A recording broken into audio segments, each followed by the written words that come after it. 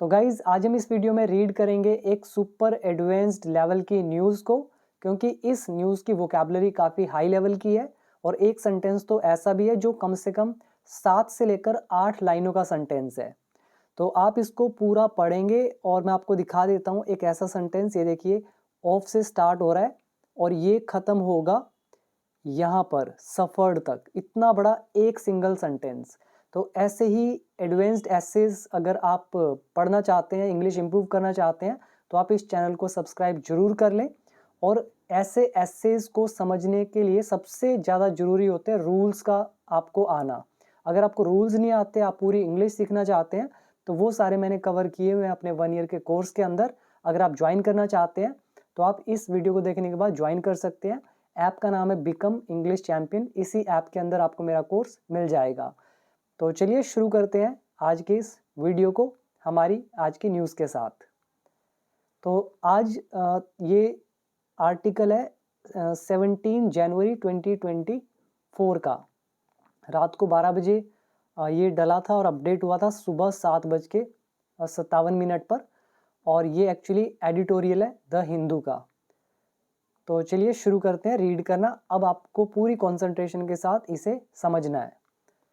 सबसे पहले लिखा हुआ है हिस्टोरिक हियरिंग।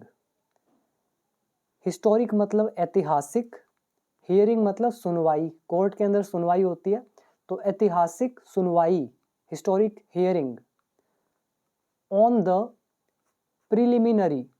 प्रिलिमिनरी क्या होता है आपको मैं यहाँ पे लिखा भी हुआ है, ये देखिए आप।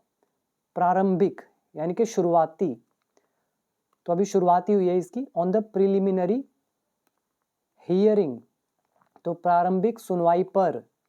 एट द हैग, ये कोई जगह का नाम है, एट द हैग।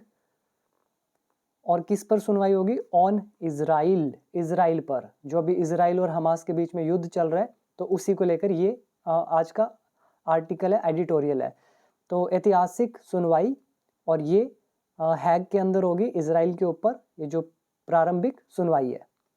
अब आ जाइए मेन सब हेडिंग है नीचे एक और, अ प्रोविजनल ऑर्डर। प्रोविजनल क्या होता है?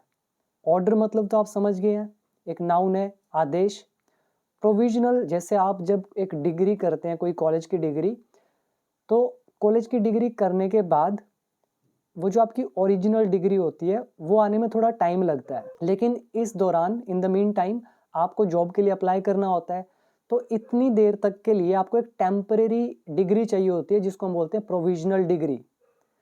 तो वैसे ही यहाँ पे लिखा हुआ है प्रोविजनल ऑर्डर, यानी कि अभी कोई फाइनल ऑर्डर नहीं आया, परमानेंट ऑर्डर नहीं आया कि ऐसा ही करना है। तो उससे पहले कोई ऑर्डर आया है, तो उसको बोलेंगे प्रोविजनल ऑर्डर। हिंदी में क्या बोलेंगे? ये देखिए लिखा हुआ है अंतरिम आदेश। तो एक अंतरिम आदेश बाय आईसीजे। आईसीजे कौन है? ये आप यहाँ पे पढ़ेंगे, international court of justice, ICJ. तो एक अंतरिम आदेश आईसीजे के द्वारा ऑन इजराइल, इजराइल पर। विल कास्ट शैडो, वो शैडो कास्ट करेगा। कास्ट शैडो एक वर्ब है जिसका मतलब होता है कमजोर करना, मतलब असर को कम करना, सबसाइड करना। तो वो कम करेगा। किस चीज पर परछाई डालेगा, किस चीज को कमजोर करेगा? ऑन, एक ऑन लगा हुआ है कास्ट की वजह से। Legitimacy of its war. It's war मतलब इसका युद्ध। ऑफ लगा हुआ है, उसके बाद लेजिटिमेसी लिखा हुआ है। ये जो वॉर जो है, इसकी जो लेजिटिमेसी है, यानी कि वैधता। वैध तो एडजेक्टिव हो गया और ये वैधता हो गया एक नाउन। तो यहाँ पे लिखा भी हुआ है the quality of being legal, legal होने की एक क्वालिटी। एग्जाम्पल दे रखा है, the lawyers expressed serious doubts. Lawyers ने सीरियस डाउट्स एक्सप्रेस किए about the legitimacy of military action, military action की वैधता पर। तो उसी तरह से ये वॉर जायज है या फिर नहीं, तो इस चीज पर असर डालेगा provisional order by ICJ. I hope समझ में आया। तो ये वर्ड आप याद कर सकते हैं, कास्ट शैडो, कमजोर बनाना, असर डालना किसी चीज पर। अब आ जाइए मेन न्यूज की तरफ। यहाँ से सेंटेंस स्टार्ट होगा और ये चलेगा यहाँ तक 4 लाइनों का एक सेंटेंस है, पढ़ते हैं इसको। वट एवर, जो कुछ भी, द आउटकम, रिजल्ट होगा, आउटकम बोलते हैं रिजल्ट को, तो जो कुछ भी रिजल्ट होगा, ऑफ द प्रिलिमिनरी हियरिंग, प्रारंभिक हियरिंग का, प्रारंभिक सुनवाई का जो भी रिजल्ट होगा, और कहाँ पर, at the international court of justice पर, और कहाँ पे, एट द हैग में। यहाँ पे ये जगह का नाम है हैग, यहाँ कोमा आ गया। तो कह रहे हैं जो भी रिजल्ट होगा इस प्रिलिमिनरी हियरिंग का ICJ में, हैग में। South Africa's cast case, South Africa का जो केस है अगेंस्ट, के विरुद्ध, किसके विरुद्ध, Israel's ongoing military campaign. Ongoing मतलब चल रहा, मिलिट्री कैंपेन, कैंपेन होता है अभियान, तो इजराइल का चल रहा जो मिलिट्री का अभियान है, इसके अगेंस्ट जो साउथ अफ्रीका का केस है, और ये कैंपेन कहाँ पर, इन गाजा में। तो ये जो साउथ अफ्रीका का केस है इनके खिलाफ, हैज़ गार्नर्ड, इसने इकट्ठा किया है, कलेक्ट किया है। गार्नर बहुत प्यारा वर्ड है, गार्नर का मतलब होता है इकट्ठा करना, अकुमुलेट करना, कलेक्ट करना, गैदर करना, स्वाम करना। तो गार्नर किया इसने ग्लोबल अटेंशन, मतलब पूरे ग्लोब की अटेंशन को, इन अ वे, इस तरह से, किस तरह से, नो प्रोसीडिंग, कि कोई भी कार्यवाही, प्रोसीडिंग क्या होती है, कार्यवाही, तो no proceeding may have done before, कि ऐसी कोई प्रोसीडिंग कभी भी नहीं हुई होगी। ये देखिए मे हैव यूज हो रहा है, फिर डन आ रहा है, मेरे हिसाब से यहाँ पे मे हैव बीन यहाँ यूज होना चाहिए, पैसिव वॉइस एक्चुअली ये होना चाहिए, क्योंकि नो प्रोसीडिंग जो है ये ऑब्जेक्ट का काम कर रहा है, तो मे हैव बीन डन आना चाहिए पैसिव वॉइस, बट न्यूज़ में ऐसा ही लिखा था तो मैं आपके सामने पढ़ रहा हूँ, but it should be may have been. और यहाँ लिखा हुआ है कि ये जो मतलब कोई भी कार्रवाई जो है वो पहले ऐसी नहीं हुई होगी शायद, ठीक है, मे लगा हुआ है, मे हैव थर्ड फॉर्म। और एट दिस, इस इलाइट, इलाइट क्या होता है, विशिष्ट। अब कई लोगों को विशिष्ट ना पता हो, देखिए इंग्लिश एडवांस जा रही है तो हिंदी भी आपको एडवांस आनी चाहिए। विशिष्ट क्या होता है, a select group that is superior, मतलब एक ऐसा सिलेक्टेड ग्रुप है जो सुपीरियर है, इन टर्म्स ऑफ, के संबंध में, एबिलिटी और क्वालिटीज़, या तो एबिलिटीज़ देखा जाए, क्वालिटीज़ देखा जाए, to the rest of a group और सोसाइटी, मतलब एक ग्रुप या सोसाइटी की तुलना में जो ग्रुप जिसको सिलेक्ट किया गया है वो सुपीरियर है, मतलब ज़्यादा अच्छा है, तो उसको बोलते हैं विशिष्ट। तो कह रहे हैं at this elite interstate form, interstate हो गया जो भी स्टेट के बीच में, हिंदी में बोल देते हैं अंतरराज्यीय मंच, फॉर्म इज मंच। तो इस विशिष्ट अंतरराज्यीय मंच पर ऐसी कोई भी प्रोसीडिंग, कार्यवाही नहीं हुई होगी पहले। तो अब इसका पूरा मतलब निकालते हैं। तो जो भी आउटकम है होगी इस प्रिलिमिनरी हियरिंग की ICJ में, हेग में, तो साउथ अफ्रीका का जो केस है अगेंस्ट इजराइल की ऑनगोइंग मिलिट्री कैंपेन के विरुद्ध गाजा में, तो इस चीज़ ने ग्लोबल अटेंशन को इकट्ठा किया, गैदर किया है, गार्नर किया है, इस तरह से जैसा कभी भी किसी भी विशिष्ट जो ये इंटरस्टेट फॉर्म है इसमें कभी भी नहीं हुआ होगा। आई होप ये पूरा समझ में आया आपको। अब आ जाइए आगे, इसके आगे लिखा हुआ है as the 15 member court assembled, कह रहे जैसे ही, एज का मतलब जैसे ही, जैसे ही 15 मेंबर जो कोर्ट जो है असेंबल्ड, तो ये इकट्ठा हुआ, एकत्र हुआ, अलोंग विद, साथ में, साथ में क्या था, टू एडहॉक जजेस। अब ये वर्ड एक और आ गया, इसको भी समझ लो, हिंदी में इसको बोलते हैं तदर्थ, एडहॉक को बोलते हैं तदर्थ। अब ये तदर्थ क्या होता है, ad hoc is a word that originally comes from Latin, Latin जो वो है वहाँ से ये ओरिजिनली आता है, एंड मीन्स, और इसका मतलब होता है फॉर दिस, या फिर फॉर दिस सिचुएशन, इस सिचुएशन के लिए। In current American English it is use to describe something that has been formed और यूज्ड फॉर अ स्पेशल और इमीडिएट पर्पस। तो ऑब्वियसली ये केस अचानक से हुआ साउथ अफ्रीका के द्वारा, तो अचानक से जज भी उन्हें अपॉइंट करने होंगे, तो इसलिए लिखा हुआ है जो ये अचानक से बनाए गए जजेस हैं तो इनके साथ अलॉन्ग विद 2 एडहॉक जजेस, तो ये जो तदर्थ जजेस हैं इनके साथ, रिप्रेजेंटिंग मतलब जो नेतृत्व करने वाले हैं, एक तो साउथ अफ्रीका का और एक इजराइल का, तो दोनों की तरफ से। तो जैसे ही 15 मेंबर की जो एक कोर्ट है ये असेंबल हुआ, साथ में ये जजेस जो रिप्रेजेंट कर रहे हैं साउथ अफ्रीका और इजराइल को, तो कह रहे जैसे ये हुआ वैसे ही quite a bit of history, मतलब काफ़ी सारी हिस्ट्री जो है, इतिहास जो है, मे हैव वेड, उसने प्रभाव डाला होगा, जरूर डाला होगा, मस्ट हैव का यूज हो रहा है, तो इसने वजन डाला होगा, वे किया होगा ऑन द पार्टीज पर। तो आई होप यहाँ तक समझ में आया। अब आ जाइए आगे, एक बड़ा सा सेंटेंस है, यहाँ से देखिए, ऑफ द टू कंट्रीज, इसको पढ़ते हैं फिर देखते हैं कि ये है क्या। ऑफ द टू कंट्रीज, अभी ऑफ द टू कंट्रीज इसका मतलब क्या हुआ, तो मैं इसको आपको एक ब्रेक करके बताता हूँ, फिर आपको ये समझ में आएगा, उससे पहले नहीं आएगा।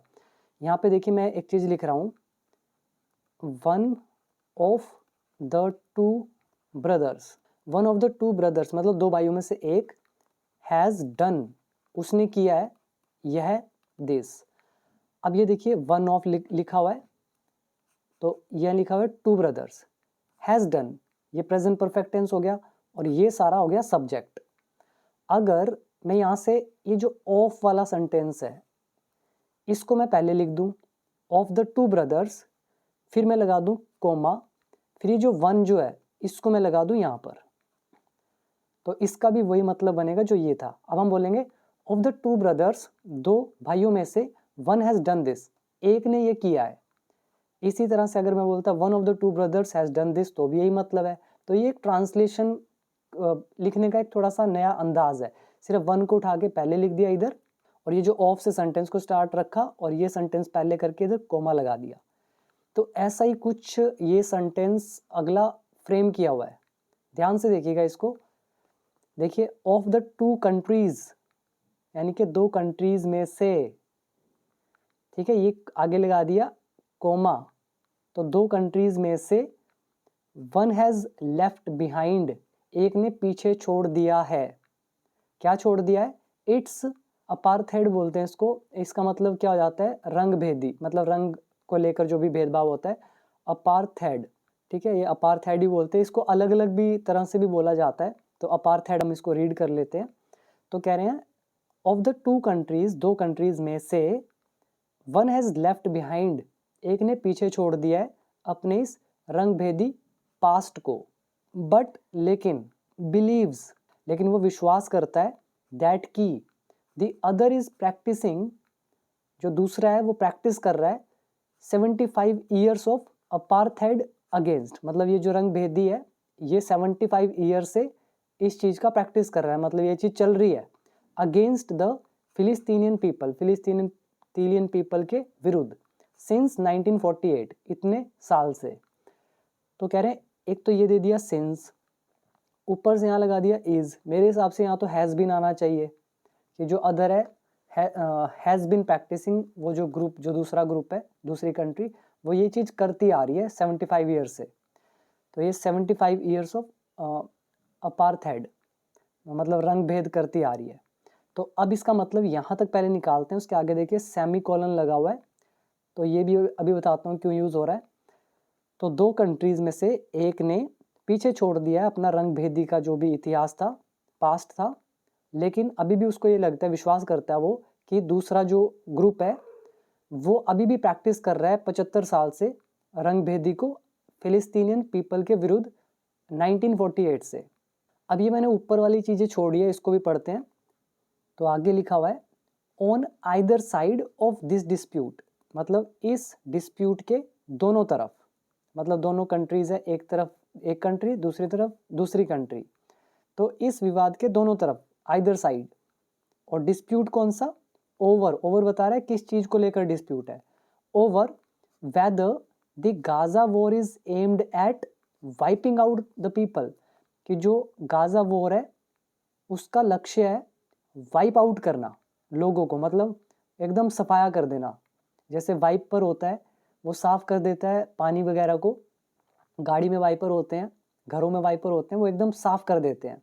तो वाइपिंग आउट द पीपल, तो एम्ड एट गाजा वॉर जो है, क्या ये इसका लक्ष्य ये है कि वो लोगों का सफाई कर देना चाहता है। तो अब यहाँ तक मतलब क्या निकालेंगे पूरा, कि दो कंट्रीज में से जो इस डिस्प्यूट के दोनों साइड है, और डिस्प्यूट है कि क्या गाजा वॉर का लक्ष्य है लोगों का सफाया करना।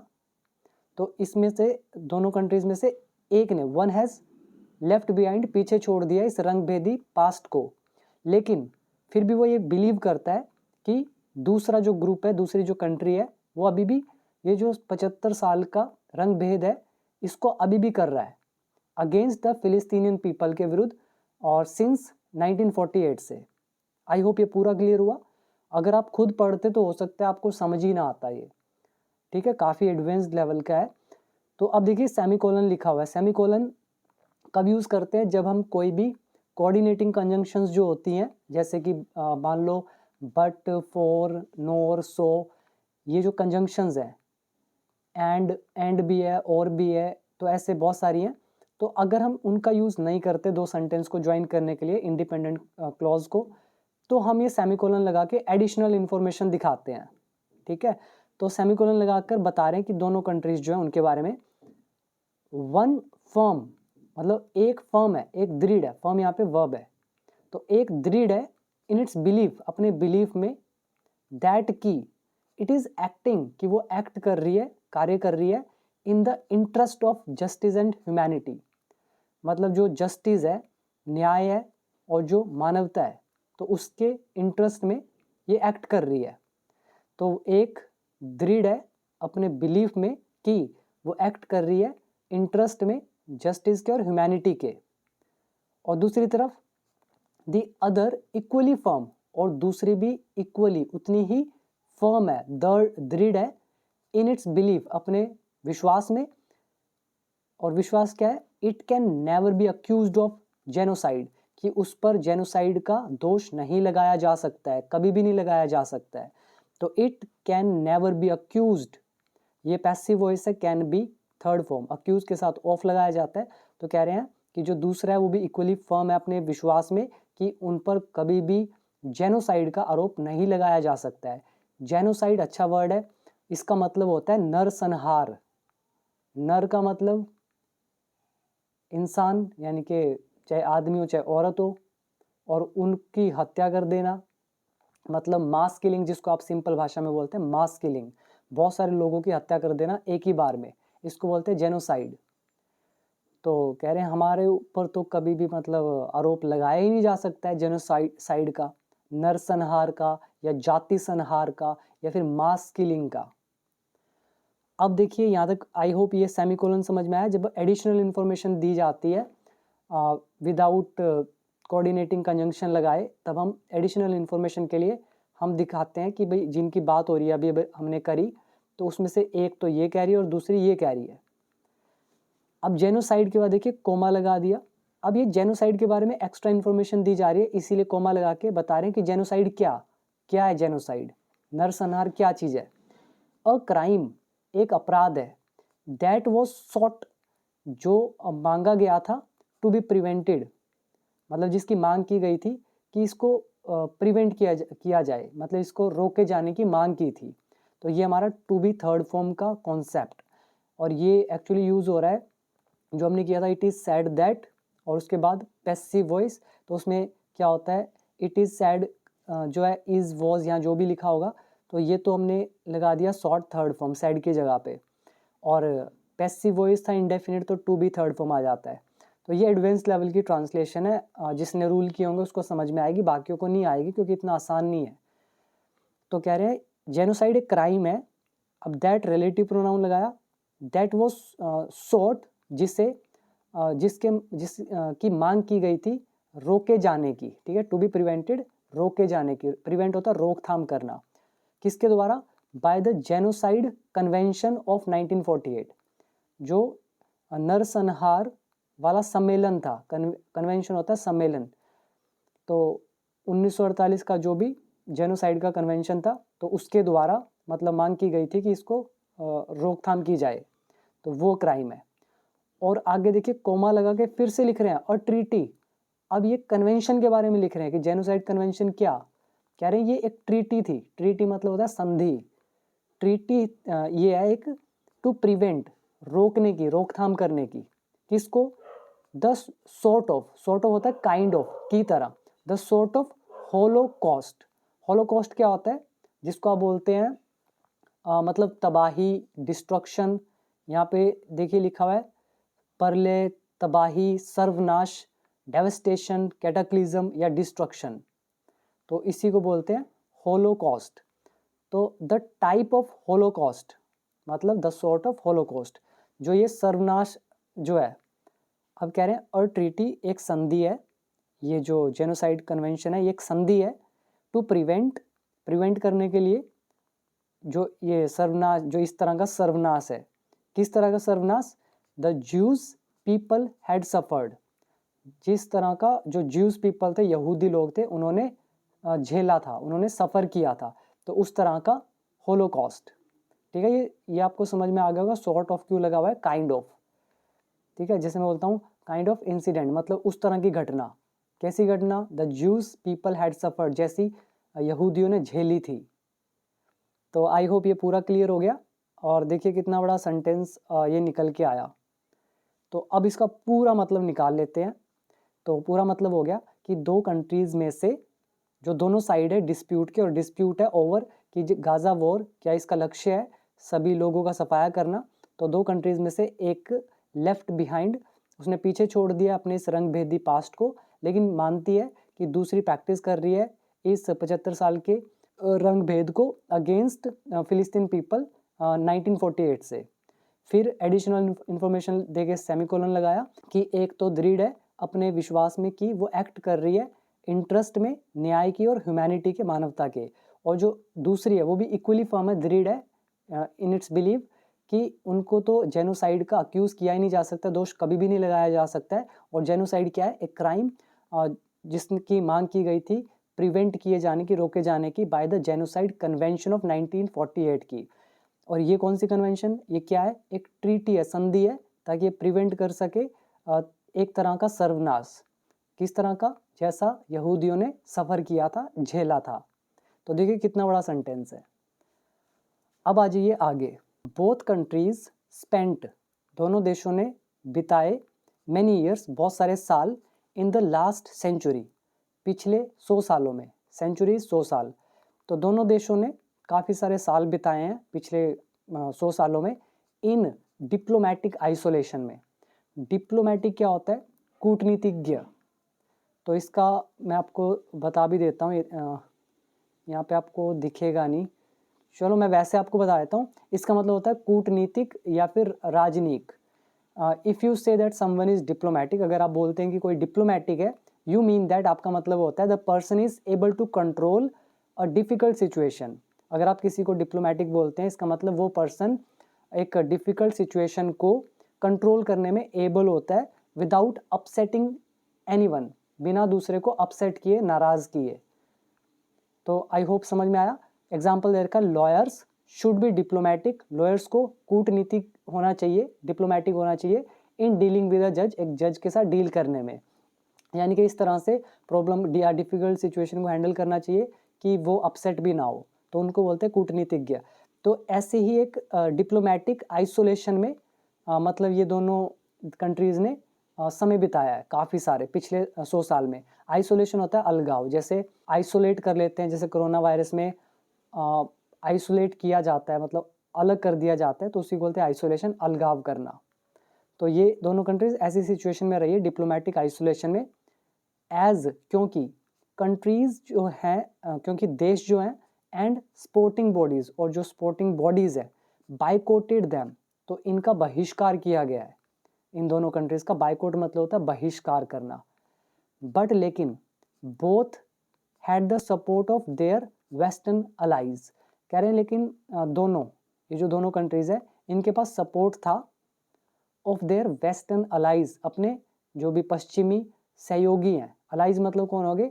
सहयोगी। तो इनका साथ मतलब रहा है। आगे देखते हैं। टुडे, आज, save for those few allies, अब देखो सेव फॉर का मतलब तो होता है बचाना, लेकिन यहाँ पे सेव फॉर का मतलब है को छोड़कर। तो आज उन कुछ सहयोगियों को छोड़कर, save for those few allies the entire world supports, तो पूरा संसार स्पोर्ट करता है a ceasefire in Gaza. Ceasefire क्या होता है, ये आई थिंक पिछले से पिछला एक वीडियो आया था, उसमें भी मैंने आपको बताया था। युद्ध विराम मतलब युद्ध का रुक जाना। तो पूरा वर्ल्ड सपोर्ट करता है सीज फायर को कि युद्ध विराम हो जाए गाजा में, और to the end to end करने के लिए, खत्म करने के लिए किसको, the epic suffering of its people. तो एपिक सफरिंग मतलब बहुत ज़्यादा पीड़ा। तो यहाँ तक मतलब, यहाँ पे मतलब हुआ कि आज उन फ्यू सहयोगियों को छोड़कर पूरा देश सपोर्ट करता है सीज फायर का, मतलब युद्ध विराम का गाजा में, टू एंड, ताकि ख़त्म हो ये जो एपिक सफरिंग है उनके लोगों की। तो आई होप ये पूरा समझ में आया। एक हमारा पूरा पैराग्राफ हो गया। अब आ जाइए अगला पैराग्राफ। आगे देखिए, एट दिस प्रिलिमिनरी स्टेज, इस प्रिलिमिनरी स्टेज पर, इस प्राथमिक या प्रारंभिक स्टेज पर, South Africa sought to demonstrate, मतलब इन्होंने एक तरह से कोशिश करी डेमोन्स्ट्रेट करने की। डेमोन्स्ट्रेट क्या होता है, प्रदर्शित करना, ठीक है, प्रदर्शित करना। तो साउथ अफ्रीका ने ट्राई किया प्रदर्शित करने का, या फिर उन्होंने मांग करी प्रदर्शित करने का, दैट की सम ऑफ इजराइल्स एक्ट्स, की जो कुछ इजराइल के एक्ट्स हैं। तो इजराइल एक्ट्स मतलब इजराइल ने जो भी कुछ किया है उनमें से कुछ, सम ऑफ, तो सम ऑफ इजराइल्स एक्ट्स, इजराइल के एक्ट्स में से कुछ जो हैं वर कैपेबल ऑफ फॉलिंग, तो वो कैपेबल है मतलब सक्षम है, ऑफ फॉलिंग, अंदर आने के लिए। जैसे हम बोलते हैं कि you fall under this category, आप इस कैटेगरी में आते हैं। अगर हम कह रहे हैं कि इजराइल के कुछ ऐसे एक्ट्स हैं जो इस मतलब शर्त के अंदर आते हैं, उसमें फॉल करते हैं, तो ऐसे ही कह रहे हैं कि वर कैपेबल, वो सक्षम थे, ऑफ फॉलिंग, आने के लिए, with in the terms. Terms क्या होता है, जिनको आप शर्तें बोलते हैं, ठीक है, ये याद रखिएगा, शर्तें। तो जो भी शर्त है, कौन सी शर्त, ऑफ द जेनोसाइड कन्वेंशन की, जो नरसंहार सम्मेलन है उसकी जो भी शर्तें हैं, मतलब जन संहार कब कहा जाएगा उसको, जब ये कंडीशंस पूरी होंगी। तो साउथ अफ्रीका ने डेमोन्स्ट्रेट किया कि इजराइल के कुछ एक्ट्स हैं वो इस के अंदर फॉल होते हैं, वो सक्षम है इसके अंदर आने के लिए, किसके अंदर, जेनोसाइड कन्वेंशन के अंदर। एंड दैट, अब देखिए इसका मतलब है और उसके साथ, एंड दैट मतलब आप एडिशनल इंफॉर्मेशन दे रहे हैं, एंड दैट और उसके साथ, देयर वॉज जेनोसाइडल इंटेंट, और इसके साथ क्या थी, जेनोसाइडल इंटेंट। इंटेंट मतलब इरादा, जेनोसाइडल मतलब ये एक एडजेक्टिव है यहाँ पे, जेनोसाइडल, इसका मतलब नरसंहार का इरादा। तो देयर वॉज नरसंहार का इरादा, तो नरसंहार का इरादा था, बिहाइंड दिस इट्स एक्ट्स, उसके इस इन एक्ट्स के पीछे। तो क्लियर हो गया। अब आगे देखिए, इट रिलाइड ऑन, रिलाई मतलब होता है भरोसा रखना किसी चीज़ पर। तो इट रिलाइड ऑन, तो साउथ अफ्रीका की बात कर रहे हैं, तो साउथ अफ्रीका ने मतलब एक तरह से सहारा लिया। इट रिलाइड ऑन, किस चीज़ का सहारा लिया, डेटा, डेटा कौन सा, ऑफ डेथ्स, मौतों का, एंड डिस्ट्रक्शन और तबाही का, and the collapse of civilian life, और जो सिविलियन लाइफ का कोलैप्स हुआ, कोलैप्स मतलब ढह जाना, पतन होना जिसको बोलते हैं, तो उसका डेटा लिया। एंड हेल्थ इंफ्रास्ट्रक्चर, जो भी हेल्थ का इंफ्रास्ट्रक्चर था वो इन गाजा में। तो इट रिलाइड ऑन डेटा, तो इसने सहारा लिया इन सारी चीज़ों का, मतलब उन्होंने कहा होगा ये देखो ऐसा ऐसा हुआ, तो उस पर उन्होंने रिलाई किया। It Drew upon statements, it Drew upon, इसने सहारा लिया स्टेटमेंट्स का, बयानों का। कौन से बयान, एट्रीब्यूटेड टू। अब ये एट्रीब्यूट टू जो है इसका मतलब क्या होता है ये समझ लें, तभी आपको समझ में आएगा। द फ्रेज, ये जो फ्रेज है एट्रीब्यूटेड टू, इज यूज्ड, इसको यूज किया जाता है टू इंडिकेट, ये दर्शाने के लिए, दैट की समथिंग, जो कोई चीज़ है, जैसे कि सच एज अ स्टेटमेंट है, कोई आइडिया है या क्वालिटी है, इज क्रेडिटेड, इसका आप किसी को क्रेडिट दे रहे हैं, श्रेय दे रहे हैं, एस्क्राइब कर रहे हैं। तो या तो आप अगर एट्रीब्यूटेड टू यूज़ कर रहे हैं, इसका मतलब है एक आप ये बता रहे हैं कि कुछ है जिसका क्रेडिट आप किसी को दे रहे हैं। क्रेडिट किसको दे रहे हैं? टू अ पर्टिकुलर सोर्स, या तो किसी सोर्स को या कोई ओरिजिन को, या असाइन कर रहे हैं, मतलब कि आपने वो चीज़ वहाँ से लिया है। तो ऐसे ही जो इट है, मतलब साउथ अफ्रीका की बात हो रही है। साउथ अफ्रीका ने सारा लिया स्टेटमेंट्स का, और स्टेटमेंट्स कौन सी? एट्रीब्यूटेड टू की इजराइल गवर्नमेंट फिगर्स मतलब आंकड़े, जो इजराइल गवर्नमेंट के जो आंकड़े हैं, और की मतलब मेन आंकड़े हैं, इनका एट्रीब्यूटेड टू किया, इनका सारा लिया। टू अंडरस्कोर, रेखांकित करने के लिए, मतलब अंडरलाइन करने के लिए, दिखाने के लिए, व्हाट इट कॉल्ड, जो इसने कहा जेनोसाइडल इंटेंट, कि ये तो एक नरसंहार का इरादा था, जिसको नरसंहार का इरादा बोलते हैं। तो वो आंकड़े लिए एक तो इजरायली गवर्नमेंट के, ठीक है, और ये सारे death, destruction, collapse of civilian life, health infrastructure, ये सारा जितना भी है, ये सारे आंकड़े लिए। तो ये प्रूव करने के लिए, अंडरस्कोर करने के लिए, व्हाट इट कॉल्ड, कि एक जेनोसाइडल इंटेंट था। आई होप समझ में आया। तो आगे देखिए, दी प्रोविजनल मेजर्स, जो प्रोविजनल मेजर्स हैं, पहले वर्ड आया था प्रोविजनल, क्या मतलब था इसका? टेम्परेरी उपाय, ठीक है, अंतरिम जो उपाय है, मेजर इज उपाय, प्रोविजनल इज अंतरिम। जो टेम्परेरी उपाय है, सोट जो मांगे गए, इंक्लूड उसमें शामिल है। सोट यहाँ पे पास्ट पार्टिसिपल है, यहाँ पे रिलेटिव प्रोनाउन बीच में लगाया जा सकता है, दैट विच वर सॉट या दैट वर सॉट, और फिर उसके बाद ये इंक्लूड यहाँ पे वर्ब की फर्स्ट फॉर्म का काम कर रहे हैं, द प्रोविजनल मेजर्स सब्जेक्ट का काम कर रहे हैं, तो प्रेजेंट इंडेफिनिट टेंस, और रिलेटिव प्रोनाउन की वजह से यहाँ पे लगाया गया सॉट। तो जो प्रोविजनल मेजर्स हैं जो मांगे गए थे, वो इंक्लूड उसमें शामिल है। क्या क्या शामिल है? अ सस्पेंशन ऑफ मिलिट्री ऑपरेशन, की एक तो मिलिट्री ऑपरेशन जो है इसको निलंबित कर दिया जाए, बंद कर दिया जाए, एंड और स्टेप्स, और कुछ कदम जो है बाय द पार्टीज के द्वारा, और इसमें कुछ कदम भी इंक्लूड है पार्टीज के द्वारा जो लिए जाएं, टू प्रिवेंट करने के लिए, रोकने के लिए, द अकरेंस ऑफ जेनोसाइड, ये जो नरसंहार है इसका होना, अकरेंस मतलब उस चीज़ का होना, तो ये जो नरसंहार है इसका होना रोका जा सके, तो ऐसे स्टेप्स को इंक्लूड किया हुआ है इसमें। तो यहाँ से यहाँ तक का मतलब हो गया, जो भी टेम्परेरी उपाय हैं जो मांगे गए थे, उसमें एक तो शामिल है सस्पेंशन मिलिट्री ऑपरेशन का, दूसरा कुछ ऐसे कदम इंक्लूड है पार्टीज के द्वारा जो प्रिवेंट कर सकते हैं अकरेंस ऑफ जेनोसाइड को। आगे लिखा है, Israel described the south Africa case, तो इजराइल ने डिस्क्राइब किया, वर्णन किया साउथ अफ्रीका के केस को एज के रूप में, किस रूप में? Blood label. ब्लड लिबल क्या होता है? यहाँ पे ये वर्ड भी आपको याद करना चाहिए, खूनी मानहानि, ठीक है, खूनी मानहानि, ब्लड लिबल। तो इस चीज को ऐसा डिस्क्राइब किया, बिफोर द हियरिंग से पहले, सुनवाई से पहले, बट लेकिन सॉट, लेकिन मांगा, टू मेक अ केस, लेकिन उन्होंने मांग करी एक केस की, तो but sought to make a case, एक केस करने की मांग करी, दैट की इट्स गाजा ऑपरेशंस, जो इनके गाजा के ऑपरेशंस हैं, वर अ लेजिटिमेट रिस्पॉन्स, वो एक वैध प्रत्युत्तर है। रिस्पॉन्स मतलब प्रत्युत्तर, और लेजिटिमेट क्या हो गया?